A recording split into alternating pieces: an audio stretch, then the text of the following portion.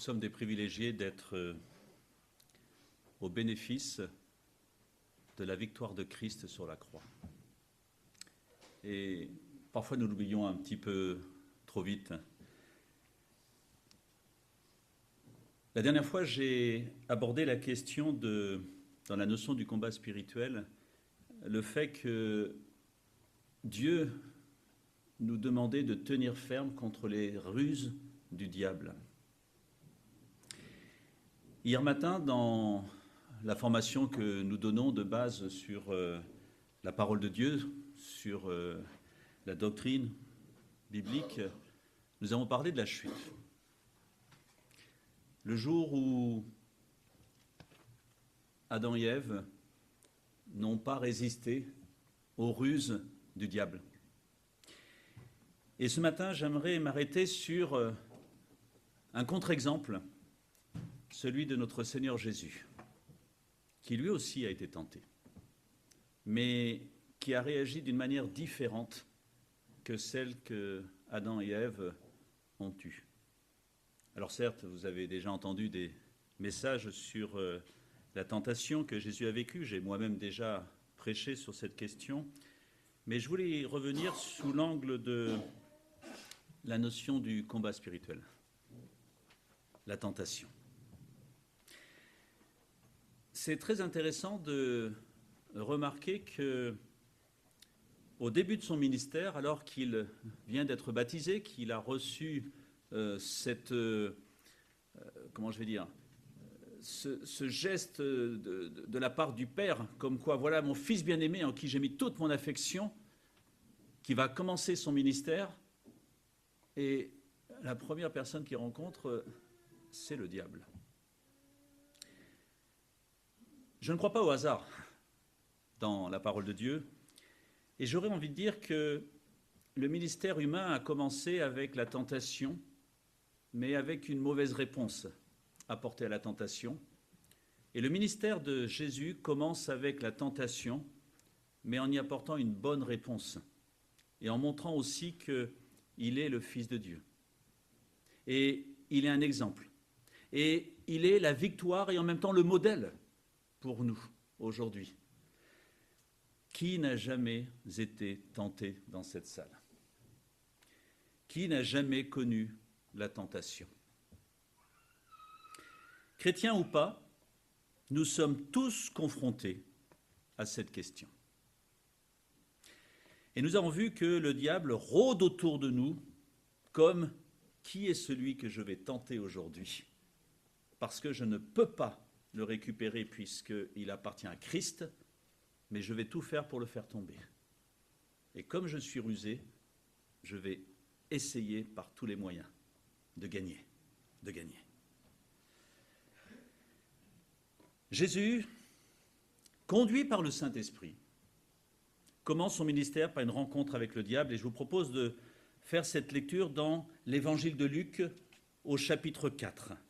Cette rencontre très étonnante que Jésus, au début de son ministère, fait avec le diable. Et nous verrons au-delà de cette rencontre l'utilisation particulière que nous pouvons avoir de la parole de Dieu. La Bible dit. Billy Graham aimait répéter ça dans ses messages. La Bible dit. Parce que voilà notre autorité. C'est ce que la parole de Dieu dit.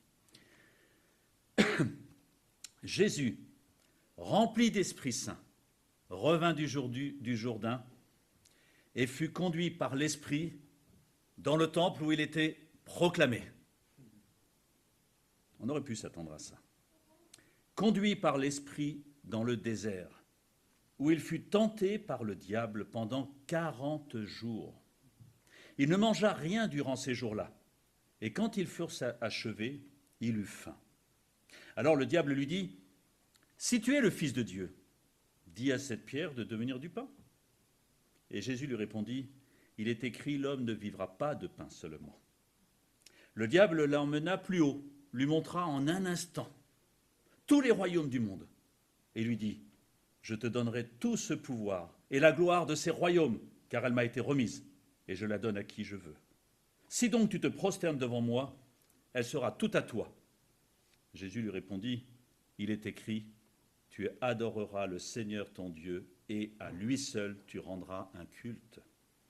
Le diable conduisit encore à Jérusalem, le plaça sur le haut du temple, et lui dit, « Si tu es le Fils de Dieu, jette-toi d'ici en bas, car il est écrit, il donnera pour lui des ordres à ses anges, afin qu'ils te gardent, et ils te porteront sur les mains de peur que ton pied ne heurte une pierre. » Jésus lui répondit, il est dit, « Tu ne tenteras pas le Seigneur, ton Dieu. » Après avoir achevé de le tenter, le diable s'éloigna de lui jusqu'à une autre occasion.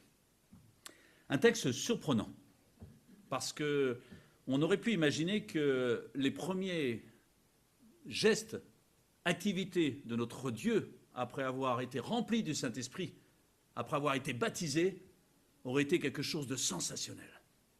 Et là, on le voit rencontrer le diable. Jésus a faim. 40 jours de jeûne dans le désert. Et quand on est dans le désert, quand on traverse une période de désert, on n'a plus rien. On ne peut pas s'attendre à aller dans un service qui pourrait m'apporter ce dont j'ai besoin. Trouver un McDo dans le désert est très compliqué. On n'a rien. On ne peut donc s'attendre qu'à Dieu. Et comme on le dit assez souvent, c'est aussi peut-être très probablement pour cela que Dieu parfois nous fait passer ou permet que nous passions par des périodes de désert, quand tout le reste disparaît, pour se rappeler que si je veux réussir, avancer, c'est uniquement en dépendant de Dieu. Nous avons tous dans notre vie des traversées du désert où certains besoins reviennent à la surface. Et au désert, Satan place Jésus face à certaines tentations, la faim, les différentes convoitises. Jésus se présente dans les mêmes circonstances où chacun de nous pouvons nous retrouver face à des tentations de toutes sortes, face à des envies. En cela, Jésus, au début de son ministère, s'identifie entièrement aux hommes. Il se place comme tous les hommes peuvent se retrouver un jour ou l'autre face à la tentation. Et en mettant en avant qui est le tentateur, qui est celui qui cherche à nous faire tomber. Jésus est bien sûr conscient de quelle est sa mission et de l'issue de cette mission. Il sait dès le départ qu'un jour il va souffrir sur une croix. Il ne le découvre pas en route, il le sait. Mais il sait aussi pourquoi il doit souffrir sur cette croix. Il sait quel est le résultat de cette, entre parenthèses, défaite pour certains, mais grande victoire au fond de lui. La victoire sur le péché, la victoire justement sur le diable. Jésus est conscient de tout cela. Et là, il fait face à la tentation et prouver aussi ainsi qu'il est le Fils de Dieu. Et c'est important cette notion de prouver qu'il est le Fils de Dieu, parce que nous l'avons vu, le diable l'attaque sur « si tu es le Fils de Dieu ». Et très probablement, nous sommes aussi parfois attaqués « mais si tu es un enfant de Dieu, est-ce que tu ne devrais pas ?» Et la liste peut être parfois bien grande. Au même titre, le diable va toujours essayer de nous détourner des plans que Dieu met sur notre chemin, en nous proposant, j'aurais envie de dire, des raccourcis sympathiques, qui au premier regard ne sont peut-être pas si graves que ça. Et on le voit à travers cet exemple, le diable est suffisamment rusé pour manipuler la parole de Dieu. Parce que, nous l'avons vu, il utilise la parole de Dieu. Alors on pourrait se dire, s'il utilise la parole de Dieu, qu'y a-t-il de mal? Est-ce que dans tout ce qu'il propose à Jésus, est-ce que c'est mal? On pourrait avoir l'impression que pas tant que ça. Et c'est peut-être là d'ailleurs une des problématiques que nous avons. C'est que parfois nous nous retrouvons face à des situations où nous avons l'impression que c'est peut-être pas si mal que ça. Parce que derrière il y a cette faim, cette envie, ce besoin. Le diable tente Christ exactement comme il le fait envers nous, en attaquant cette vérité fondamentale, si tu es le Fils de Dieu. La Bible nous dit que nous sommes une nouvelle créature pour ceux qui avons accepté Jésus dans notre vie. Et le diable veut nous attaquer sur ce point, nous faire douter. Et nous l'avons vu hier matin, pour ceux qui étaient là, le diable va remettre en question, mais est-ce que Dieu a-t-il réellement dit? Est-ce que Dieu t'aime réellement? Est-ce que, tu vois, si Dieu t'aimait, très probablement, il ne t'empêcherait pas de profiter de ce dont tu as envie. Le diable est rusé. Il jette le doute sur la certitude, je suis une nouvelle créature, je suis un enfant de Dieu. Au point où de se poser la question, mais est-ce que je suis vraiment, je ne suis pas totalement juste? Mais Dieu le sait. Mais en mourant sur la croix, au moment où tu as l'accepté dans ta vie, il t'a justifié. Et quand il te regarde, il ne voit pas un pécheur, mais il voit un pécheur sauvé par grâce, justifié. Et c'est ça que le diable veut remettre en question, pour me faire douter. Suggérant, derrière le doute, une certaine désobéissance. Est-ce si important? Tout le monde le fait. Est-ce vraiment un péché? Vous savez, il y a alors les grands péchés. Tu ne tueras point, tu ne voleras pas. Alors là, c'est les grands péchés. Et d'autres, d'ailleurs, que les autres commettent, que moi, je ne commets pas. C'est pour ça que souvent, je juge les autres. Et puis, il y a les moyens péchés, ceux qui, si on pouvait les éviter, ce serait bien. Mais bon, parfois, ce n'est pas évident.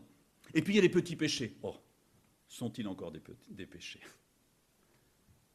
Je dis ça parfois en souriant, mais malheureusement, le diable sait nous faire diminuer parfois la notion du mot péché. Au point où, quelque part, je n'ai plus vraiment l'impression de pécher, alors que le moindre de mes petits péchés, de mes petites révoltes, a envoyé un innocent sur la croix, en la personne de Jésus-Christ. Même le plus petit, si on pouvait dire quels sont les grands et les petits péchés. Là, on voit qu'à la différence d'Ève, dans un premier temps, et Adam ensuite, Jésus ne discute pas avec lui. Et il dit, il est écrit. Et c'est là que Ève aurait dû dire, non. Dieu m'a dit, nous a dit, que je pouvais profiter de tout, mais de celui-là, non. Et c'est cette part de liberté que je veux respecter, parce que j'ai confiance en Dieu. Et je te dis non, diable. Stop. Jésus dit, il est écrit. On pourrait se poser la question, sommes-nous au clair sur notre statut nouveau et actuel de fils de Dieu?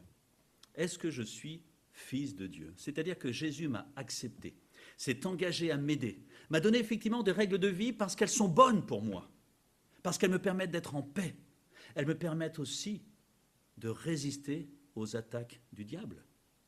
Et le diable aime semer le doute en jouant sur notre imperfection ou les difficultés que nous pouvons rencontrer. Nous rencontrons tous des difficultés. Et nous faire douter sur cette réalité du chrétien, fils de Dieu, celui que Dieu veut accompagner, aider. Il est là. Il est là, présent, à nos côtés. Jamais il ne nous abandonnera. Est-ce qu'on est conscient que quand on accepte Christ dans notre vie, on est fils de Dieu? Et ce titre, quand il y a une tentation, quand il y a des attaques, de dire stop, arrêtez et sachez que je suis Dieu, et on pourrait le dire arrêtez et sachez que je suis fils de Dieu, parce que je l'ai choisi et parce que Dieu a permis que ce soit possible. Alors je l'affirme, et en l'affirmant, j'affirme la victoire. Stop. Et ça se joue, la notion de la tentation, très souvent dans les premières secondes. Alors, juste une petite parenthèse, ce n'est pas le fait d'être tenté qui fait que je suis pécheur. La tentation en elle-même n'est pas un péché. C'est la manière dont je vais réagir à cette tentation qui va faire que je vais obéir à Dieu ou entrer dans le péché. Mon statut nouveau, actuel, fils de Dieu. Et ce point, ce titre, me permet de l'affirmer devant le diable et de dire « Je suis fils de Dieu ». Ne l'oublions jamais. Parce que, comme je suis fils, j'ai un père qui aime s'occuper de moi et qui connaît mes faiblesses et qui est toujours là pour pouvoir m'aider à travers mes faiblesses. Et dans chaque cas, c'est par la parole de Dieu que le Seigneur a remporté la victoire. Si tu es le Fils de Dieu, dis à cette pierre qu'elle devienne du pain. Pourquoi pas? Pourquoi pas? À la limite. Une pierre en pain. C'est pratique. Ça évite d'aller chez le boulanger. Des pierres, on en a partout. Ça va vite, c'est rapide. Et puis en plus, j'ai faim. En plus, j'aime le pain. Et puis, à qui vais-je faire du mal? À la limite, Jésus aurait pu dire, bah tiens, voilà, je vais te prouver que je suis Dieu. Paf, que cette pierre devienne un pain. Paf, elle serait devenue un pain. Et en plus, connaissant Dieu, un bon pain. Excellent. Alors on pourrait dire, mais c'est quoi là le schmilblick là-dedans? Le diable propose à Jésus de répondre lui-même à ses besoins, c'est-à-dire de ne plus dépendre du Père, ne plus s'attendre à ce que le Père décide, veut. Et c'est souvent ce que le diable nous propose. Il nous offre des pierres dont nous voulons faire notre pain. J'ai besoin, alors je prends, parce qu'il y a une certaine facilité. Parce que je suis, et c'est là qu'on se rend compte que peut-être nous sommes plus en danger, nous, vivant dans des pays comme la France, que d'autres pays où ils sont même persécutés et qui n'ont rien. Parce que quand tu n'as rien, bah tu es obligé de demander à Dieu de t'aider. Mais quand on a tant de choses à notre disposition, tant de pierres que l'on peut prendre, on en fait notre pain, notre besoin. Mais est-ce que j'ai encore besoin de Dieu? Soyez honnêtes.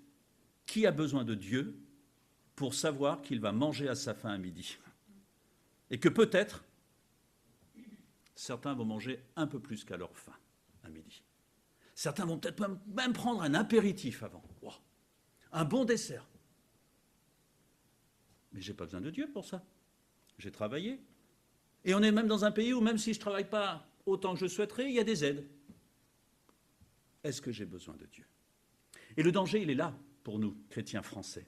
Et le diable sait, et il est rusé pour justement nous attirer sur tout un ensemble de choses que nous avons à notre disposition.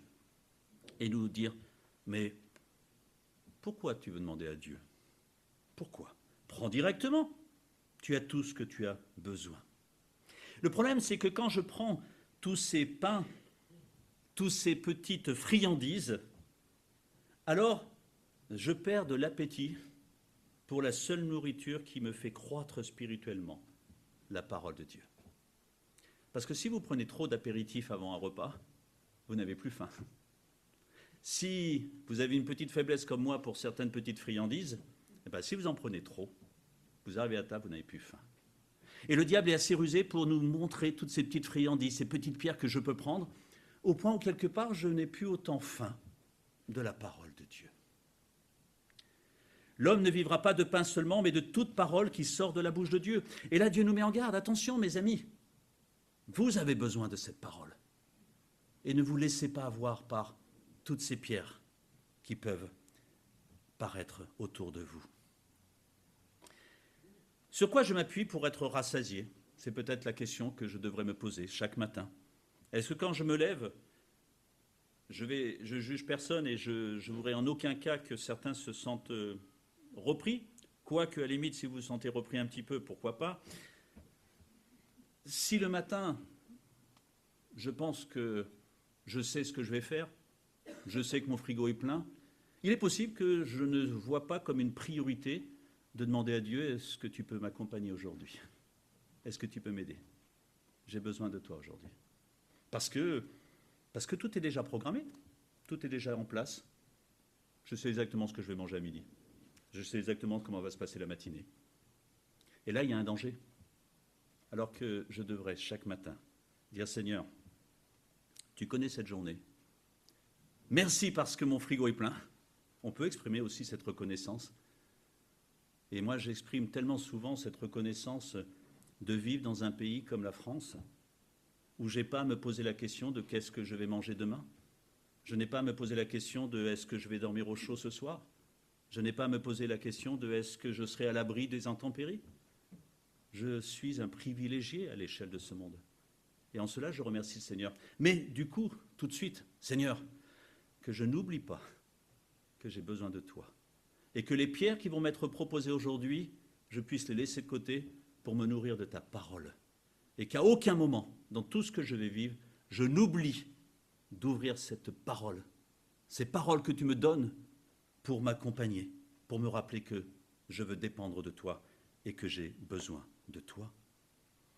Vous savez, le problème dans notre pays, c'est que le petit déjeuner est souvent un repas que nous négligeons le matin. Vous voyez le parallèle avec Dieu. Peut-être ce petit déjeuner important, cette rencontre avec Dieu, si importante pour notre vie, qui nous rappelle que, oui Seigneur, j'ai besoin de toi, et je ne veux pas l'oublier. La deuxième tentation, elle est particulière. Je dirais qu'elle est grossière. Comment imaginer que Jésus allait se mettre à genoux devant le diable? Quand j'ai relu plusieurs fois ce verset, j'ai dit, mais écoute, c'est impossible. C'est impossible. Parce que là, Satan pousse Jésus à pécher de la façon la plus grossière en acceptant de plier le genou devant lui, afin d'obtenir autrement ce qui de toute façon lui revenait. Les deux autres sont subtiles, celle-là, elle me paraît brutale comme tentation. Tu es le Fils de Dieu et moi je suis le maître du monde. Une vérité tronquée, semant le doute. Oui, tu es le Fils de Dieu, mais moi, dit le diable, et mes artifices, nous dominons ce monde. Alors regarde le monde. Et c'est là qu'on peut se laisser dominer par des faux dieux, des fausses puissances, fausses autorités. Mais le problème, c'est que le diable est un usurpateur, et tout ne lui appartient pas. Et ma vie ne lui appartient plus. Je ne dois rien au diable parce que j'ai été sauvé par grâce. J'ai changé de maître. Je n'ai donc pas à discuter avec le diable. Même si parfois, soyons honnêtes, certaines choses du monde nous attirent un petit peu plus. On aurait envie parfois de dire peut-être que là je vais gagner du temps. Je prends souvent cet exemple et je pense que maintenant, vous le connaissez par cœur. David, dans la grotte, aurait pu dire « Ah, mais Seigneur, là tu vas me faire gagner un temps précieux. Saül est là. Oh, c'est formidable. Je vais pouvoir être roi tout de suite. » Ah ! Qui lui aurait reproché? Dieu. Parce que ce n'était pas ce que Dieu lui demandait. Soyons sages et prudents. Et c'est pour ça aussi que nous avons besoin de commencer nos journées avec Dieu, de dire « Seigneur, aide-moi, conduis-moi » parce que là, je risque de prendre des décisions de la facilité, mais qui ne sont pas tes décisions.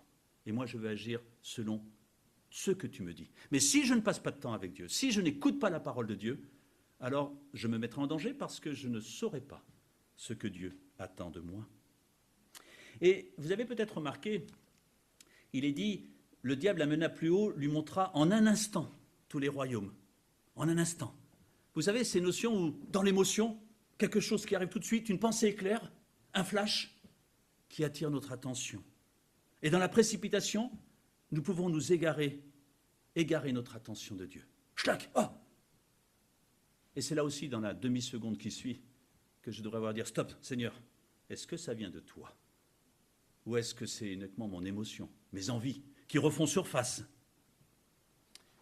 Bien sûr, Jésus ne se fait pas avoir. Il est écrit, tu rendras hommage au Seigneur ton Dieu et tu lui serviras lui seul. Soyons honnêtes, parfois le diable place sur notre route certaines choses où nous ne rendons pas compte que nous nous mettons à genoux devant le diable. Et quelles sont les grandes tentations de ce monde? L'argent, la gloire et le sexe. Et à partir de là, nous ne nous rendons pas compte parfois quand nous trébuchons ou que nous sommes tentés par certaines choses que nous risquons de nous mettre à genoux devant le diable. Et c'est là qu'il faut dire non, c'est Jésus-Christ que je veux servir. Et Dieu, là, j'ai besoin de toi. Soyons honnêtes. Pour résister à certaines tentations, nous avons besoin que Dieu nous aide. Mais il est là pour nous aider. Il attend que ça. Alors, n'ayons pas peur. Ne soyons pas dans la crainte. Le diable est assez rusé pour ces flashs qui peuvent nous faire tomber. En fait, ce qui est intéressant, c'est que, à travers tous ces exemples que nous voyons, Dieu ne nous demande pas de nous battre contre le diable, mais de nous battre pour Dieu. Seigneur, c'est toi que je mets en avant. Et c'est toi qui vas remporter la victoire. Moi, je suis incapable. Mais Seigneur, je me bats pour toi, c'est-à-dire, je te laisse toute ma vie, parce qu'elle t'appartient, parce que tu es mon maître. Alors, vas-y, aide-moi, conduis-moi. Jésus rappelle en même temps au diable que son erreur d'avoir voulu se faire l'égal de Dieu et que le diable a été précipité du ciel comme Adam et Ève ont été précipités du jardin d'Éden. Mais Jésus est venu nous faire réintroduire dans son royaume. C'est-à-dire qu'après être sorti à cause du péché, Jésus-Christ, par sa victoire sur la croix, nous permet à nouveau d'entrer dans son royaume, de revenir et un jour de vivre l'excellence de la vie, sans souffrance, sans péché, pour l'éternité dans son royaume de gloire. C'est pour ça qu'il nous dit « Cherche premièrement le royaume de Dieu et sa justice ». Alors attention, parce qu'une certaine mondanité peut refroidir notre relation avec Dieu, notre vie spirituelle, à cause de, sans se rendre compte, d'écouter parfois les ruses du diable plutôt que la parole de Dieu. La troisième tentation, et je vais vite terminer, il le conduit à Jérusalem, le place sur le haut du temple et lui dit « Si tu es le Fils de Dieu, jette-toi d'ici en bas, car il est écrit « Il donnera pour toi des ordres à ses anges afin qu'ils te gardent, et ils te porteront sur les mains de peur que ton pied ne heurte une pierre. » Et Jésus de répondre « Tu ne tenteras pas le Seigneur ton Dieu. » En fait, c'est le risque d'instrumentaliser Dieu. Et je suis au service de Dieu, et ce n'est pas Dieu qui est à mon service. Parfois, je peux prendre des décisions pour faire des actes et ensuite demander à Dieu « Aide-moi !» alors que c'est dans l'autre sens que ça marche. De dire « Seigneur, est-ce bien ta volonté que j'aille dans ce sens ?» Oui, mais Seigneur, tu vois, là, j'ai vraiment envie de cela. D'autres le font, c'est pas tout à fait un péché. Et puis, on peut être tordu et aller au point de dire « Ah, tant pis, puis Dieu va me pardonner. » On n'a pas réalisé que quand je suis dans l'obéissance à Dieu, je suis en paix. Quand je ne suis plus dans l'obéissance à Dieu, au fond de moi, je suis mal. Rappelez-vous la réaction d'Adam et Ève après la chute. Nous avons peur, nous sommes nus, nous nous sommes cachés, nous ne sommes pas bien. Ah, si Dieu, tu pouvais ne pas me voir. Mais malheureusement, Dieu nous voit. Je suis au service de Dieu et non le contraire. Satan veut faire prendre une initiative personnelle à Jésus qui ferait intervenir Dieu, faire usage de sa foi, ce sont des belles choses, pour s'assurer l'intention de Dieu, se conforter dans sa propre foi. Mais Jésus ne se fait pas prendre. Ce n'est pas toi qui décide, ce n'est pas toi qui me dis de faire, ce n'est pas moi même qui décide d'un seul coup de dire « Voilà, je vais vous montrer que Dieu est vivant, qu'il est le meilleur. Je vais faire ceci, il va me donner la victoire. » Non, ça voudrait dire que quelque part, je conduis ma vie et je demande à Dieu « Hé, là tu m'aides, parce que sinon j'ai l'air faim. » Ça ne marche pas. Combien de fois nous sommes tombés parce que nous n'avons pas écouté Dieu? Nous avons écouté notre propre envie. Et je ne parle même pas de notre propre orgueil qui nous pousserait parfois à vouloir faire des choses, se mettre en avant là où Dieu ne nous demande pas d'agir ainsi. Mais quelle grâce, quelle joie quand on est dans le plan de Dieu. Parce qu'on se sent en sécurité, on se sent bien. Et il est dit que tu ne tenteras pas le Seigneur ton Dieu. Ne tentons pas Dieu dans nos erreurs, dans nos fautes, dans nos décisions, mais écoutons plutôt la parole de Dieu. Qu'est-ce que tu penses de cela?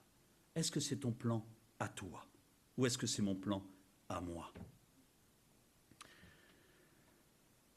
Quel est le problème de cette tentation? Il aurait obéi à l'adversaire qui aurait alors triomphé. L'ennemi a bien cité une parole de Dieu. Et parfois, nous chrétiens, nous nous lançons parfois des paroles de Dieu. Mais une parole de Dieu n'est pas forcément la parole de Dieu. Parce que ce n'est pas moi de décider ce que la Bible va me dire ou ce que j'aimerais qu'elle me dise, mais d'être à l'écoute. Seigneur, que veux-tu me dire? Et si je commence la parole en ayant cette attitude, Seigneur, parle-moi, parce que j'ai besoin d'apprendre et j'ai besoin de toi. La bonne nouvelle de l'Évangile, c'est de connaître le véritable enseignement des Écritures, qui est là pour m'indiquer la volonté de Dieu et non satisfaire à ma propre volonté. Les promesses de Dieu habillent le chemin de l'obéissance. Oui, Dieu est avec moi, voilà. Mais c'est lui qui conduit. Ce n'est pas moi qui conduis, c'est lui. On aimerait tellement parfois conduire le véhicule et avoir Dieu à nos côtés et dire « Ça va, tu... Non, passe-moi le volant. Et moi, je vais te conduire là où il faut te conduire. » Je termine.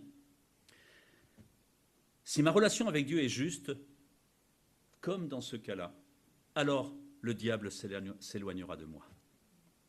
C'est ce qu'il dit. Après avoir achevé de le tenter, le diable s'éloigna de lui jusqu'à une autre occasion.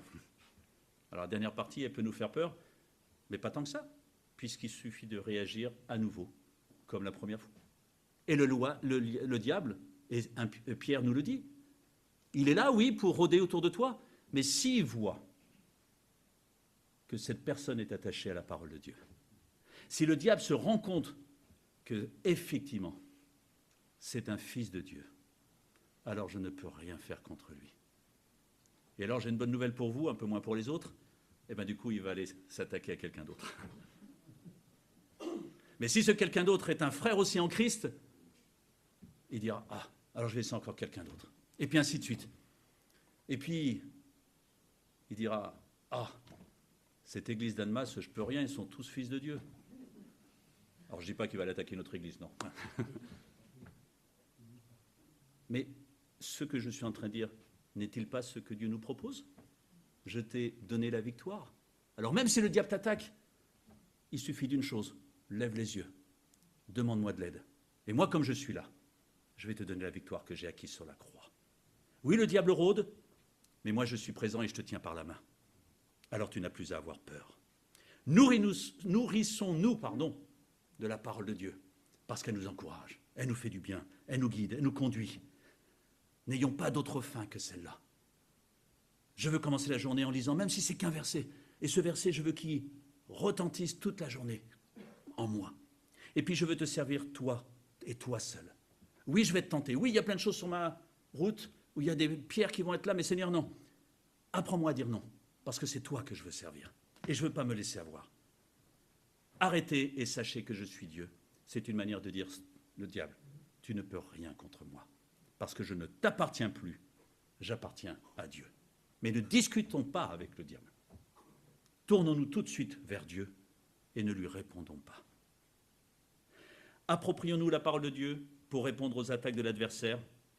Ainsi, aucune tentation ne pourra nous éloigner de l'amour de Dieu et de sa présence. Alors, comme Billy Graham aimait le dire, la parole dit, et cette parole, c'est la parole de Dieu, et je lui appartiens. Alors, je m'appuie dessus.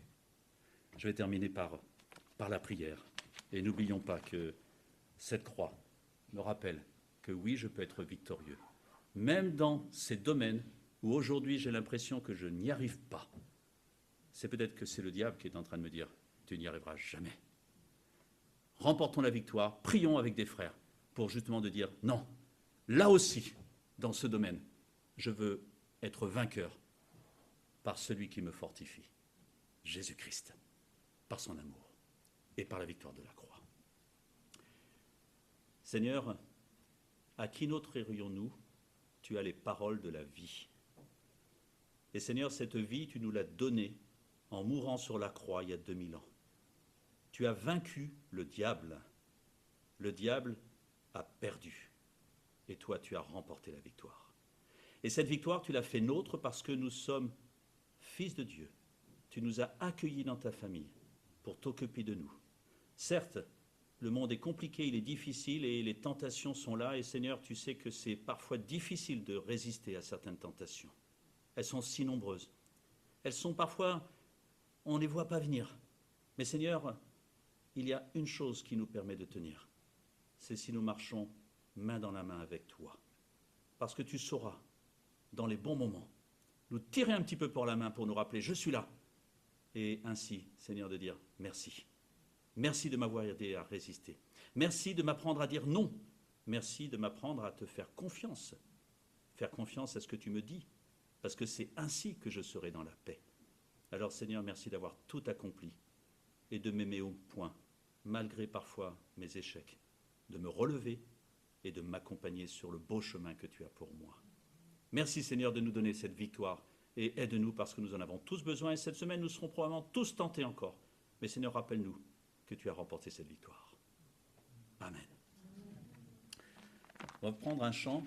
Alors, c'est celui qui met en Jésus une pleine confiance, jamais ne chancelle plus. Grandez sa délivrance. C'est à peu près ça les paroles.